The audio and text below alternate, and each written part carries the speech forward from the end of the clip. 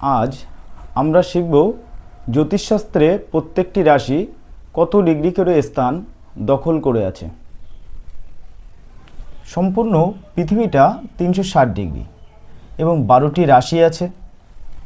360 ডিগ্রিকে 12 দিয়ে ভাগ করলে 30 ডিগ্রি, অর্থাৎ প্রত্যেকটি রাশি 30 ডিগ্রি স্থান দখল করে আছে।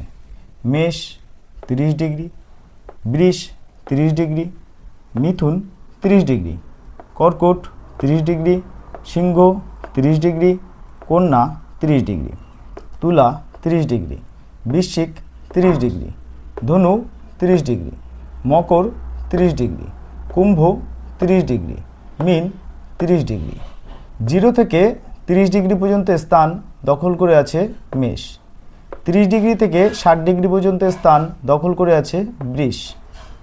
60 থেকে 90 ডিগ্রি পর্যন্ত স্থান দখল করে আছে মিথুন। 90 থেকে 120 ডিগ্রি পর্যন্ত স্থান দখল করে আছে কর্কট। 120 ডিগ্রি থেকে 150 ডিগ্রি সিংহ।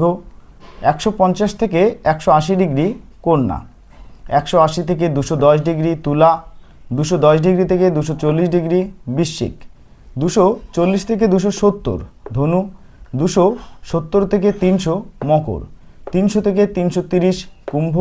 330 থেকে 360 ডিগ্রি মীন।